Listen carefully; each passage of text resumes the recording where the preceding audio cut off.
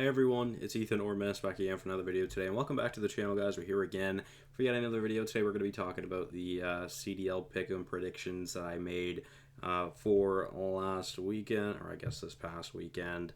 Of course, a very interesting weekend to say the least.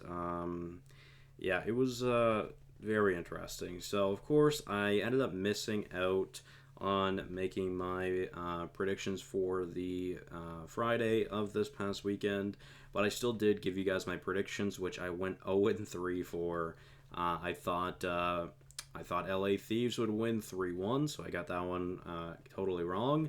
I gave the edge to the Rocker 3-2, got that one totally wrong, and then I had Toronto beating Boston 3-1, which I also got that one totally wrong. So here we are. Obviously, very poor predictions to start off the weekend.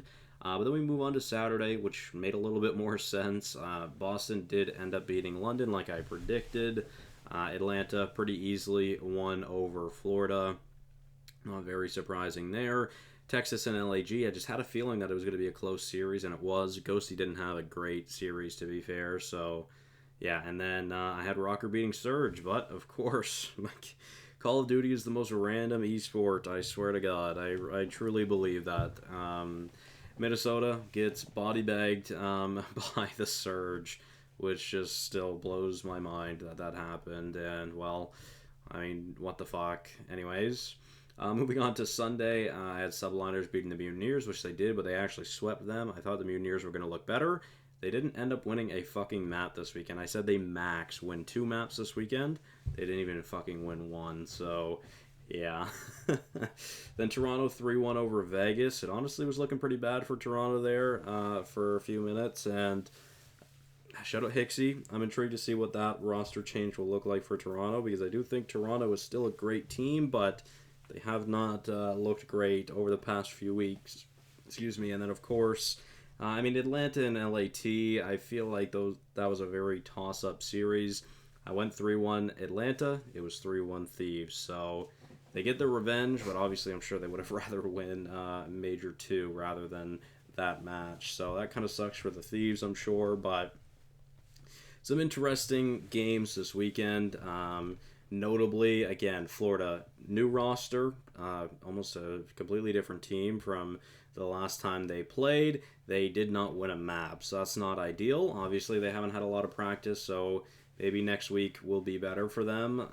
But yeah, Boston going 2-0 this week with the debut of Beans. Toronto going 1-1, which is kind of surprising, and Minnesota going 0-2, which is also kind of surprising. So we've got some fun matches coming up this week. Of course, Texas-Toronto will be great, I'm sure. Toronto-New York, LAT and Seattle will be really interesting, especially because Seattle looks to be a little bit better.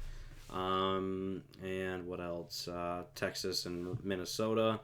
And yeah, I mean, that'll be interesting to see as well. Let's quickly take a look at what the standings look like now. I believe they're all up to date, so we can take a look at where everyone is at. So of course, down in the last place is currently London with a record of 3-10.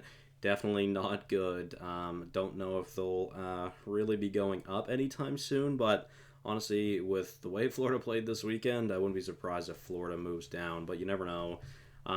So yeah, 11 and 10th tied at 50 points. We have Florida and the Gorillas, but the Gorillas have a much better win percentage rather than the Mutineers, so Gorillas are higher. But yeah, Vegas with 60 points. They looked decent this weekend, to be fair, so they could definitely keep going up, I'm sure. Seattle with 80.